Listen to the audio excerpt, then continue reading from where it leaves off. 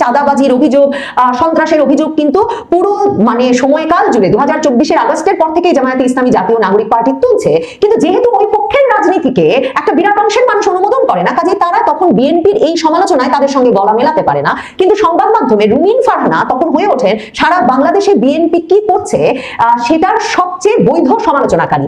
এবং রুমিন ফারহানা নির্বাচনে জয়লাভের পরেই তাই এটা পরিষ্কার করেন যে তিনি বিএনপিতে ফেরার কথা ভাবছেন না, কারণ এরকম একটা চাঁদাবাজ সন্ত্রাসী দলের ভেতরে তিনি ফিরতে চান না।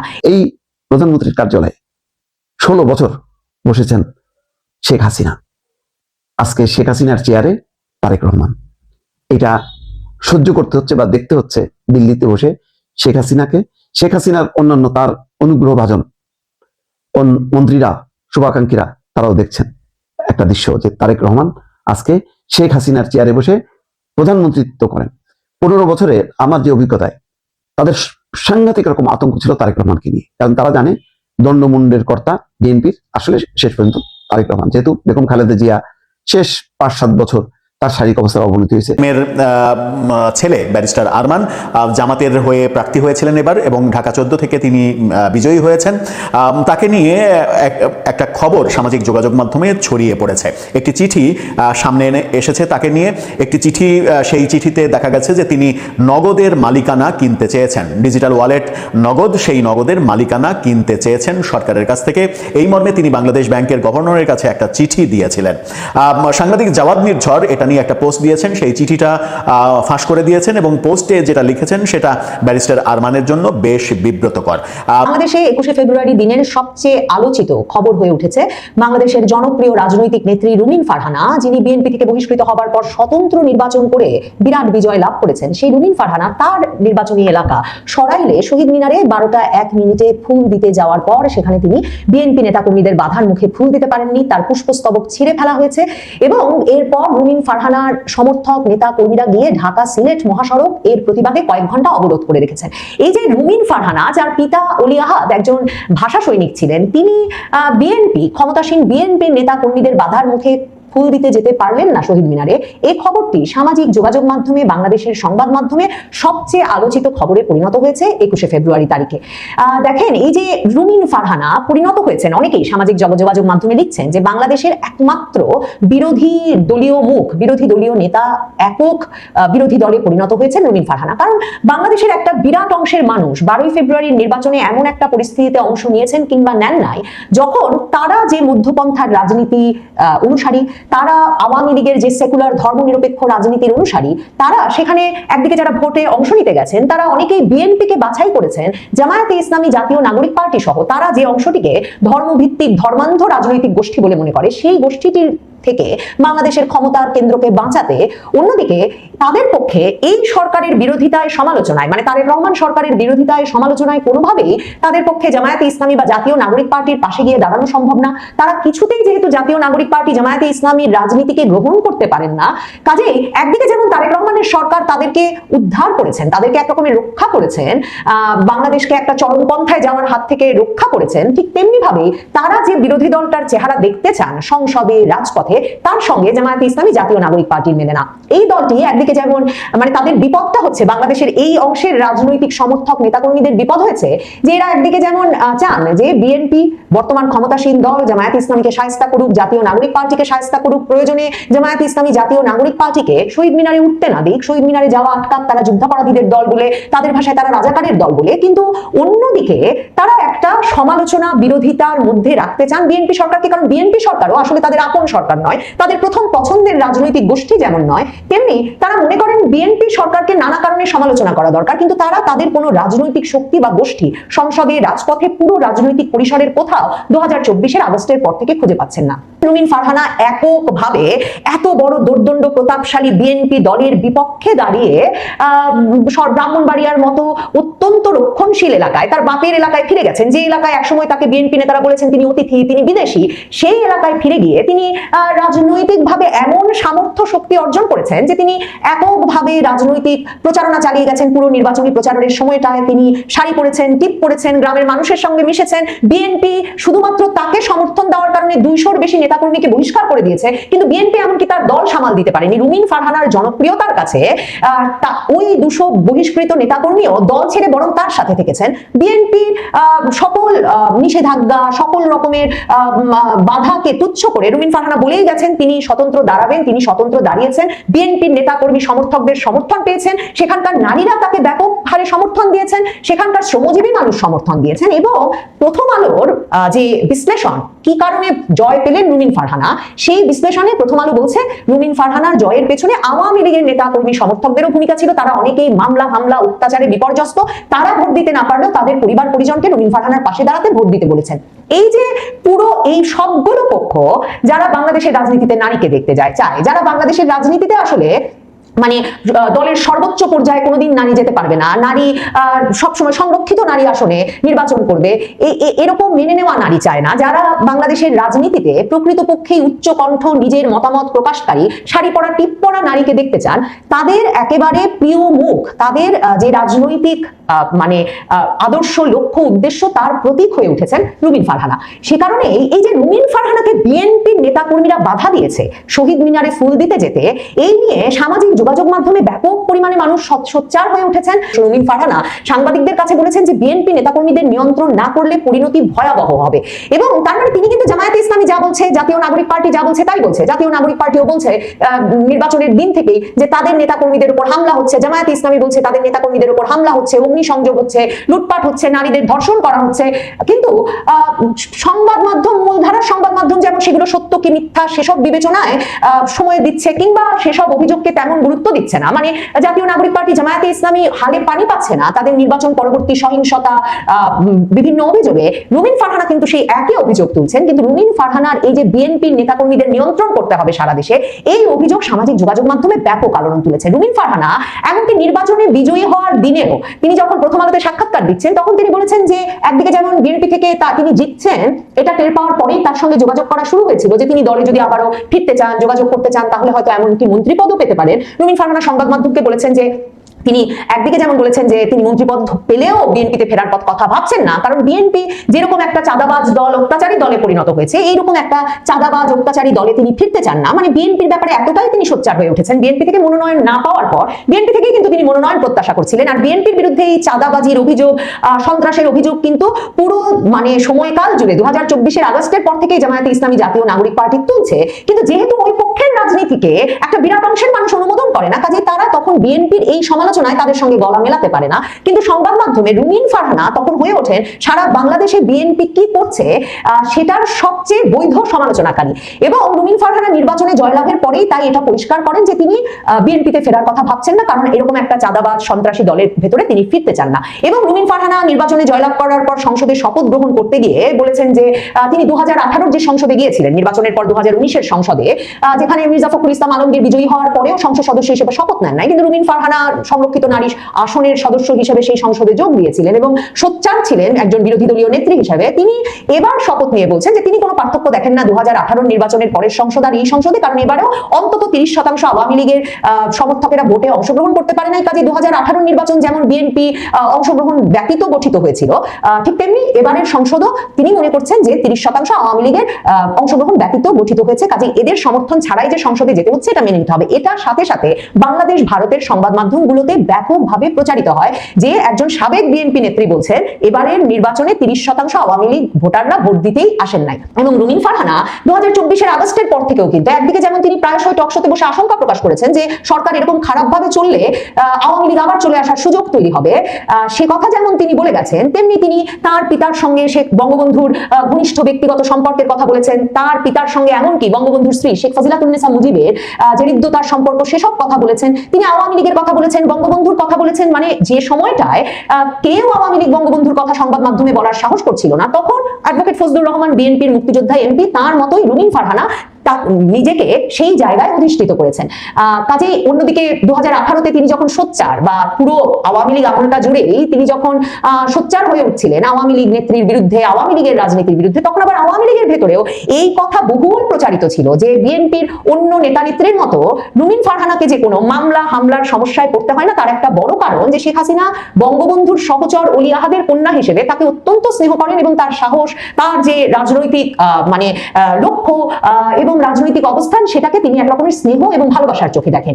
কাজে এই সবকিছু মিলিয়ে এখন আবার একটা জোর এমন আলাপও সামাজিক যোগাযোগ মাধ্যমে নানাজন যেমন তোলার চেষ্টা করছেন যে আওয়ামী লীগের যখন এমন বেকায়দা দশা, এবং রুমিন ফারহানার যখন কোনো দল নাই, আর রুমিন ফারহানা যখন এমন শক্তিশালী নেত্রী যিনি এককভাবে পুরো একটা রক্ষণশীল এলাকার নারী পুরুষ শ্রমজীবী মানুষকে একত্র করে জিতে আসতে পারেন বাংলাদেশের এমপি ইলেকশন, এবং যিনি কিনা বিএনপি তাকে ঘাটাঘাটি করলে ঢাকা সিলেট মহাসড়ক অবরোধ করিয়ে ফেলতে পারেন, এমন একজন শক্তিমান নেত্রীর উচিত বা নেত্রীকে এখন আওয়ামী লীগে অংশগ্রহণে, আওয়ামী লীগের নেতা হয়ে উঠতে আহ্বান জানানো যেতে পারে। কিংবা অনেকে এমন কথা লিখছেন যে তিনিই কি হবেন আওয়ামী লীগের পরবর্তী মুখ, যারা ব্যাপকভাবে আওয়ামী লীগের একটা নতুন নেতৃত্ব দরকার, আওয়ামী লীগ নতুন করে গঠিত হওয়া দরকার, দেশের ভেতর আওয়ামী লীগকে কে সংগঠিত করবে, এসব নিয়ে নানা রকম আলাপ করছেন। তারা অনেকে সে আলাপ উস্কে দিতে চাইছেন। অনেকে বলছেন যে রুমিন ফারহানা একাই 100, একাই একটা দল, কিন্তু তিনি কি দল গঠন করবেন? সেই দলে কি সরাইলের আওয়ামী লীগ নেতাকর্মী সমর্থকেরা তার পাশে থাকবেন? তিনি কি তাদেরকে নিয়ে দল গঠন করবেন? তাহলে সেটা আওয়ামী লীগ নয় কেন? বিএনপির ভেতরে সন্দেহ আছে যে বাংলাদেশের ভেতরে, বাংলাদেশের বাইরে বিভিন্ন সংস্থা, যেসব সংস্থা সবসময় নতুন করে দল গঠন করাতে চায়, দলে নতুন নেতৃত্ব আনার ক্ষেত্রে গুরুত্বপূর্ণ ভূমিকা পালন করে, নানা রকম কলকাঠি নাড়ে, সেসব সংস্থা আসলে রুমিন ফারহানার মতো একজন শক্তিমান নেত্রীকে টার্গেট করেছেন কিনা, যে তিনি শেষ পর্যন্ত বাংলাদেশের রাজনীতিতে আওয়ামী লীগ ফেরাতে গুরুত্বপূর্ণ ভূমিকা রাখবেন, তিনি সেই বিরোধী রাজনীতির কেন্দ্র হয়ে উঠবেন, যে রাজনীতি জামায়াত জাতীয় নাগরিক পার্টি জামায়াতপন্থী রাজনীতি থেকে একেবারে আলাদা, আবার যে রাজনীতি বিএনপির রাজনীতিকে চ্যালেঞ্জ ছুড়ে দেবে। দর্শক, জামাত ইসলামীর নেতা ব্যারিস্টার আরমান, যিনি এর আগে যুদ্ধাপরাধের অভিযোগে মামলায় এবং সেই মামলায় মৃত্যুদণ্ডের সম্মুখীন হয়েছিলেন মৃত্যুদণ্ডপ্রাপ্ত আসামি মীর কাশেমের ছেলে ব্যারিস্টার আরমান জামাতের হয়ে প্রার্থী হয়েছিলেন এবার, এবং ঢাকা 14 থেকে তিনি বিজয়ী হয়েছেন। তাকে নিয়ে একটা খবর সামাজিক যোগাযোগ মাধ্যমে ছড়িয়ে পড়েছে। একটি চিঠি সামনে এসেছে তাকে নিয়ে, একটি চিঠি, সেই চিঠিতে দেখা গেছে যে তিনি নগদের মালিকানা কিনতে চেয়েছেন, ডিজিটাল ওয়ালেট নগদ, সেই নগদের মালিকানা কিনতে চেয়েছেন সরকারের কাছ থেকে। এই মর্মে তিনি বাংলাদেশ ব্যাংকের গভর্নরের কাছে একটা চিঠি দিয়েছিলেন। সাংবাদিক জাওয়াদ মির্ঝর এটা নিয়ে একটা পোস্ট দিয়েছেন, সেই চিঠিটা ফাঁস করে দিয়েছেন, এবং পোস্টে যেটা লিখেছেন সেটা ব্যারিস্টার আরমানের জন্য বেশ বিব্রতকর। তিনি নির্বাচনের হলফনামায় নিজেকে মাত্র 2 কোটি টাকার মালিক হিসেবে দেখিয়েছিলেন, কিন্তু সেই 2 কোটি টাকার মালিক কিভাবে নগদের মালিকানা কিনতে চায় 1000 কোটি টাকা দিয়ে, সেই প্রশ্ন সাংবাদিক জাওয়াদ মির্ঝর তুলেছেন ফেসবুকে। চলুন একটু জেনে দেখি ব্যারিস্টার আরমানের যে চিঠিটা সামনে আসলো সেই চিঠিতে কি লেখা আছে, সেই চিঠিটা কতটা সত্যিই কি তিনি নগদের মালিকানা কিনতে চেয়েছেন কিনা। থাকবেন পলিটিক্স টিভির নিয়মিত। দর্শক, বলছিলাম জামাতের নির্বাচিত এমপি ব্যারিস্টার আরমান, যার ব্যাপারে অন্তর্বর্তীকালীন সরকার বেশ সোচ্চার ছিল, এবং ব্যারিস্টার আরমান তাকে আয়নাঘরে রাখা হয়েছিল, শেখ হাসিনার আমলে আয়নাঘরে তাকে রাখা হয়েছিল, এরকম অভিযোগে আমাদের তৎকালীন সংস্কৃতি উপদেষ্টা তাকে নিয়ে বেশ ডকুমেন্টারি বানিয়ে সামাজিক যোগাযোগ মাধ্যমে ফলাও করে প্রচারও করেছেন। সেই ব্যারিস্টার আরমানের বিরুদ্ধে অভিযোগ উঠেছে তিনি নগদের মালিকানা কিনতে চেয়েছেন, কিন্তু নগদের মালিকানা তিনি তো কিনতেই পারেন, তাই না? কেন কিনতে পারেন না? তিনি একজন ব্যবসায়ী, তার বাবা ব্যবসায়ী, তার বাবা দিগন্ত টেলিভিশনের মালিক ছিলেন, নয়া দিগন্ত পত্রিকার মালিক, তার একটা বড় ব্যবসা প্রতিষ্ঠান, শোনা যায় যে ইসলামী ব্যাংক সহ বিভিন্ন প্রতিষ্ঠানের তিনি একজন বড় অংশীদার, তার নিজের অনেক প্রতিষ্ঠান রয়েছে, বাংলাদেশের নামকরা ব্যবসায়ীদের মধ্যে তিনি একজন, সুতরাং তিনি তো এটা কিনতেই পারেন। সমস্যাটা কোথায়? সমস্যাটা সাংবাদিক জাওয়াদ মির্ঝর যেটা দেখছেন সেটা হচ্ছে তিনি তার নির্বাচনী হলফনামায় নিজেকে 2 কোটি টাকার মালিক দাবি করেছিলেন। সেই কারণে তিনি প্রশ্ন করছেন 2 কোটি টাকার মালিক কিভাবে 1000 কোটি টাকার নগদ কিনতে চায়। যে চিঠিটা বাংলাদেশ ব্যাংকের গভর্নরকে দিয়েছেন বলে তিনি সামনে এনেছেন, সেই চিঠিটা আপনারা দেখে নিতে পারেন। সেখানে Mir Ahmed Bin Quasem Arman, barrister at law, এই প্যাডে তিনি চিঠিটা দিয়েছেন, এবং সেই চিঠিতে যেটা লেখা হয়েছে সেই লেখাটা একটু পড়ে শোনাই। ইংরেজিতে লেখা হয়েছে, বাংলায় করলে যেটা দাঁড়ায়, প্রিয় মহাশয়, ভবিষ্যতের প্রয়োজনীয় বিনিয়োগ নির্ধারণের জন্য নগদ ডিজিটাল ফাইন্যান্সিয়াল সার্ভিসের একটি অডিট পরিচালনার অনুমতি দেওয়ার জন্য অনুরোধ করছি। আসসালামু আলাইকুম। আপনার অফিসে আমার যে সভাটি হয়েছিল তা দেখুন। প্রথমেই নগদ ডিজিটাল ফাইন্যান্সিয়াল সার্ভিস সম্পর্কে আপনার সদয় সময় ও গঠনমূলক পরামর্শের জন্য কৃতজ্ঞতা প্রকাশ করছি। 2, আপনি ভালোভাবেই জানেন যে উক্ত সভাটি আমার একান্ত ইচ্ছা ছিল লাইসেন্স প্রাপ্তির এবং একটি ডিজিটাল ব্যাংক প্রতিষ্ঠার আমার আগ্রহের প্রতি আপনার সদয় সমর্থনের জন্য। ভবিষ্যতের প্রয়োজনীয় বিনিয়োগ নির্ধারণের জন্য নগদ ডিজিটাল ফাইন্যান্সিয়াল সার্ভিসের একটি অডিট পরিচালনার অনুমতি, যেটা 2 এর পরে 3 যেটা বলা হচ্ছে সেটা হচ্ছে যে সেই বৈঠকে আমি নগদ ডিজিটাল ফাইন্যান্সিয়াল সার্ভিস সম্পর্কে জানতে পারি, কারণ পূর্ববর্তী সরকারের আমলে একটি দুর্ঘটনার কারণে এটি এখন বাংলাদেশ ব্যাংকের সরাসরি পরিচালনায় রয়েছে এবং প্রয়োজনীয় যথাযথ পরিশ্রম মেনে এটি একটি নতুন মালিকানা ও ব্যবস্থাপনার কাছে হস্তান্তরের পরিকল্পনা রয়েছে, অর্থাৎ নগদ নতুন মালিক খুঁজছে, এটা বলেছেন তিনি।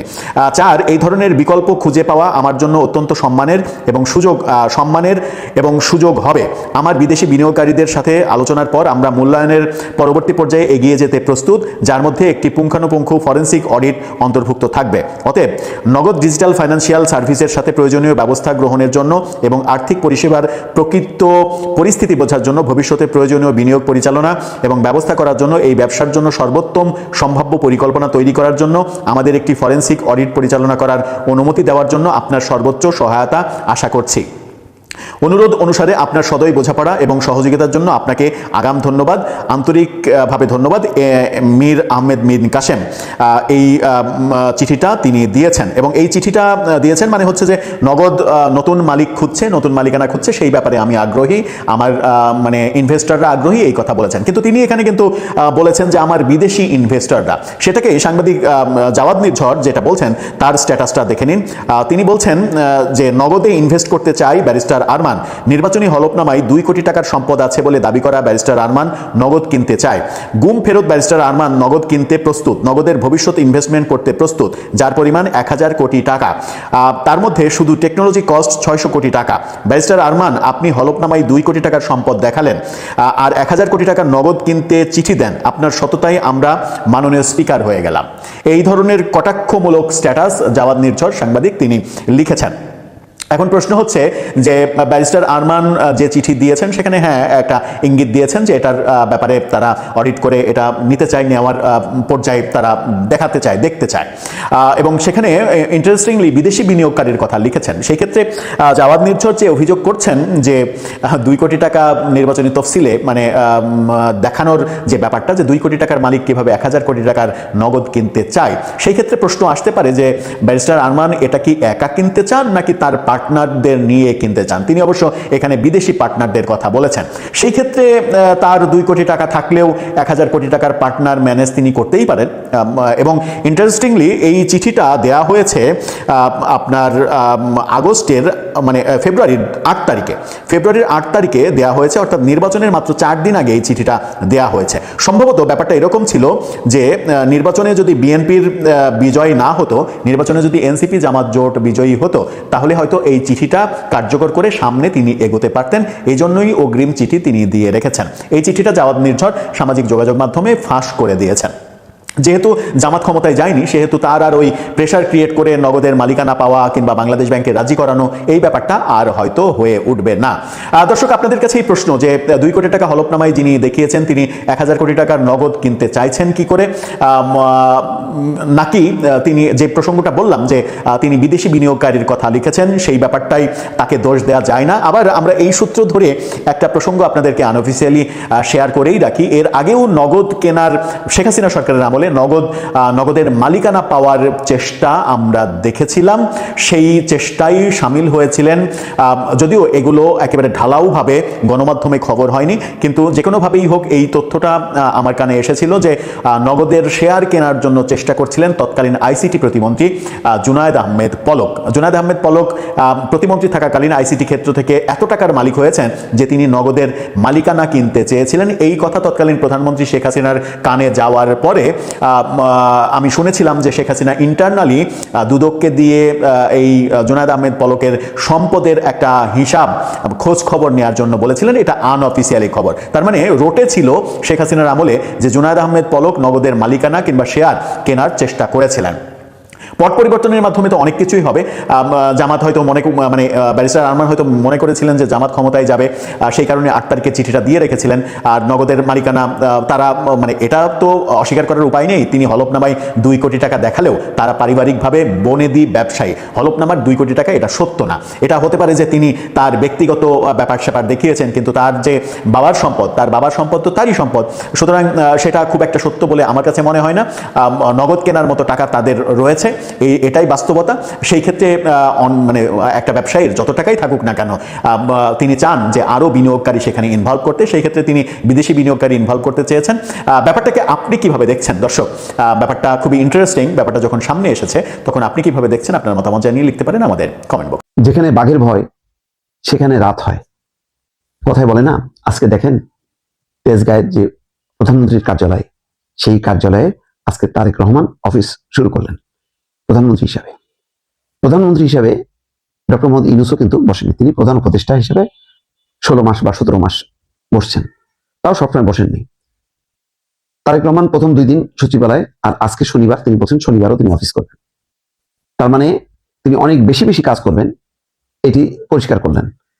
তার ক্যাবিনেট, তার এমপি দল সবাইকে বললেন বেশি বেশি কাজ করতে হবে, অনেকগুলো লক্ষ্য অর্জন করতে হবে। আমি ভাবছি অন্য কথা, সেটা হলো এই প্রধানমন্ত্রীর কার্যালয়ে 16 বছর বসেছেন শেখ হাসিনা, আজকে শেখ হাসিনার চেয়ারে তারেক রহমান। এটা সহ্য করতে হচ্ছে বা দেখতে হচ্ছে দিল্লিতে বসে শেখ হাসিনাকে, শেখ হাসিনার অন্যান্য তার অনুগ্রহ ভাজন মন্ত্রীরা, শুভাকাঙ্ক্ষীরা, তারাও দেখছেন একটা দৃশ্য যে তারেক রহমান আজকে শেখ হাসিনার চেয়ারে বসে প্রধানমন্ত্রিত্ব করেন। 15 বছরে আমার যে অভিজ্ঞতায়, তাদের সাংঘাতিক রকম আতঙ্ক ছিল তারেক রহমানকে নিয়ে, কারণ তারা জানে দণ্ডমুণ্ডের কর্তা বিএনপির আসলে শেষ পর্যন্ত তারেক রহমান। যেহেতু বেগম খালেদা জিয়া শেষ 5-7 বছর তার শারীরিক অবস্থার অবনতি হয়েছে, তিনি আর কর্মক্ষম হবেন না, ফলে তারেক রহমানই দায়িত্ব নেবেন। এই কারণে যে ইনস্ট্রাকশন গুলো পাওয়া যেত যে তারেক রহমানের বিরুদ্ধে একেবারে সবসময় কঠিন ভাবে বক্তব্য রাখতে হবে, রিপোর্ট করতে হবে, বেগম খালেদা জিয়াকে ছাড় দেওয়া যাবে কিন্তু তারেক রহমানকে ছাড় দেওয়া যাবে না, এইরকম একটা মনোভাব বহুবার দেখেছি। এবং এই কারণে দেখেন ওই যে তুই তামারি করে বলা হয়তো, তোর যদি বুকে সাহস থাকে, শেখ হাসিনা বলতো না, তাহলে দেশে আয়, দেশে এসে আইন আদালত ফেস কর। আমাদের সুশীলরাও, তথাকথিত সুশীল সাংবাদিক বা মানুষজন, তারাও বলতো যে তারেক রহমান যদি এতই সাহসী হন বা তার অভিযোগটাকে মিথ্যা প্রমাণ করতে চান, তাহলে তিনি এসে আইনকে ফেস করেন না কেন? আরে ভাই, আইনটা তো এখানে ফাঁদ, পাতা ফাঁদ। আইনের নামে একটা জাল বিছায় রাখছে, যেই জালে আসবে আর ওরা কিচ্ছু না, জাস্ট ফাঁসিতে ঢুকাবে। এইভাবে জামাতের বহু নেতাকে শেষ করে ফেলছে। বাকি ছিল বেগম খালেদা জিয়া, তাদের টার্গেট ছিল তারেক রহমান। তারেক রহমানকে তো তারা যাবজ্জীবন কারাদণ্ড দিছে। তারেক রহমান যদি এই দণ্ড মেনে নিয়ে বাংলাদেশে আসতো, ওই দণ্ডটা উচ্চ আদালতে আসলে এই ওবায়দুল হাসানদের মতন প্রধান বিচারপতিরা বলে দিত মৃত্যুদণ্ড। এই কাজটাই বাকি ছিল, এই কাজটাই হতে পারেনি। হয় না, আপনি ষড়যন্ত্র এমনই, এটা এক পর্যায়ে করতে করতে এক পর্যায়ে এটা ধরা খাবে, কারণ এটা তো কোনো নৈতিক বেস ছিল না, শুধু ছিল হিংসা, প্রতিহিংসা এবং অন্য পক্ষকে, বিরোধী পক্ষকে দমন করো আর সারা জীবন ক্ষমতায় থাকো। এই নীতিতে চলতে যে আজকে দিল্লিতে পালিয়ে যে সেখানকার সুরক্ষিত ভবনে আজকে সেখান থেকে বসে বসে দেখতে হচ্ছে যে তেজগাঁয়ে তার 15-16 বছরের যে চেয়ার, সেই চেয়ারে আজকে তার সবচেয়ে যাকে ঘিরে তার আতঙ্ক ছিল, ভয় ছিল, সেই তারেক রহমানই তার চেয়ারে বসে এখন প্রধানমন্ত্রিত্ব করছেন। এটাই বলে যে যেখানে বাঘের ভয় সেখানে রাত হয়। আর একটা হলো নিয়তি আপনাকে যদি থাকে, আপনার কপালে লেখা থাকে, এটাকে আপনি খণ্ডাইতে পারবেন না। আজকে তাই হলো। দেখেন, এটাই হচ্ছে শেখ হাসিনা যতদিন বেঁচে থাকবেন, তিনি বয়সের শেষ প্রান্তে, আর কতদিন তিনি বেঁচে থাকবেন জানি না, কিন্তু এই যে শেষ মুহূর্তগুলো তার দেখতে হচ্ছে। নির্বাচন দেখলো, একটা শান্তিপূর্ণ নির্বাচন দেখলো, তারপরে বিএনপির পক্ষ থেকে তারেক রহমানের ক্ষমতা গ্রহণ এবং প্রধানমন্ত্রিত্ব তাকে দেখতে হলো। বেগম খালেদা জিয়া নেই, তারপরেও কিন্তু তারেক রহমান রয়ে গেল এবং তার চেয়ারেই বসে প্রধানমন্ত্রিত্ব শুরু করলেন আজ থেকে। এটাও বলা যায় একটা ঐতিহাসিক